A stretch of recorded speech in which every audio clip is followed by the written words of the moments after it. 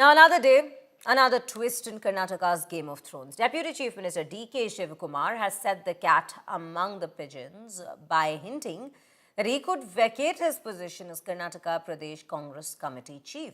D.K. Shivakumar, remember, who has been KPCC President since 2020, says he cannot be occupying the post permanently and that others should be getting an opportunity. However, in the same breath, Shivakumar has also hinted at a possible larger role within the party, claiming he would remain in the leadership, this amid the buzz of a cabinet reshuffle and a potential change in the chief minister's chair.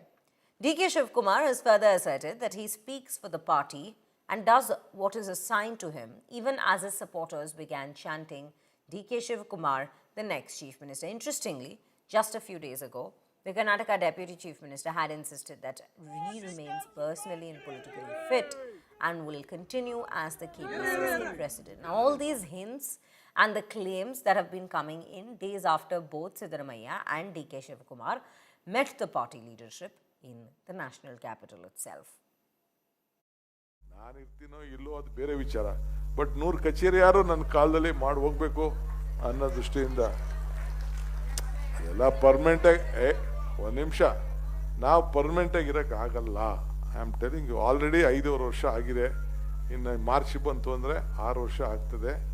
ಬೇರೆಯವ್ರಿಗೆ ಅವಕಾಶ ಮಾಡಿಕೊಡ್ಬೇಕು. But ನಾನು ಲೀಡರ್ಶಿಪ್ಪಲ್ಲಿ ಇರ್ತೀನಿ, ತಲೆ ಕೆಡಿಸ್ಕೊಳಕ್ಕೆ ಹೋಗ್ಬೇಡಿ. Be there in the front line, ತಲೆ ಕೆಡಿಸ್ಕೊಳಕ್ಕೆ ಹೋಗ್ಬೇಡಿ. ನಾನು ಅವತ್ತೇ ನಾನು ಉಪಮುಖ್ಯಮಂತ್ರಿ ಆದ ದಿನನೇ ಬಿಡಬೇಕು ಅಂತ ಹೇಳಿದೆ. ಖರ್ಗೆ ಸಾಹೇಬರು, ರಾಹುಲ್ ಗಾಂಧಿ ಅವರು ಇರೋ ಡಿ.ಕೆ. ಇನ್ನು ಸ್ವಲ್ಪ ದಿನ ಇರು ಅಂತೇಳಿ ನನ್ನನ್ನು ಇರಿಸ್ಕೊಂಡ್ರು. ಬಟ್ ಇರೋಂಥ ಸಂದರ್ಭದಲ್ಲಿ ಯಾವ ರೀತಿ ಪಕ್ಷ ಕಟ್ಟಬೇಕು ಅನ್ನೋದು ಒಂದು ಪ್ರಯತ್ನ ಮಾಡಿ ನನ್ನ ಡ್ಯೂಟಿ ನಾನು ಮಾಡಿದ್ದೀನಿ. ಈಗ ಹಿಂದೆ ಪವರ್ ಮಿನಿಸ್ಟರ್ ಆಗಿದೆ, ಡಿಸಿಪ್ಲಿನ್ ನಾವು ಮೇಂಟೈನ್ ಮಾಡಬೇಕಾಗುತ್ತೆ. ಪಾರ್ಟಿಗೆ ಏನಾದ್ರು ಒಂದು ಹಂಗೆ ಮೆಂಬರ್ಶಿಪ್ ಅದನ್ನು ನಾನು ಹೇಳ್ತಾ ಇದ್ದೀನಿ. ಬೇರೆ ಒಳಗೋ ಪಕ್ಷ ಅಲ್ಲ. ಇಂದುವರೆಗೂ ನನಗೆ ಗಾಂಧಿ ಕುಟುಂಬ ಮತ್ತು ಕಾಂಗ್ರೆಸ್ ಪಕ್ಷದ ಅಧ್ಯಕ್ಷರು ಕೆಲಸ ಮಾಡಿಕೊಂಡು ಕೆಲಸವನ್ನು ಮಾಡ್ತಾರೆ.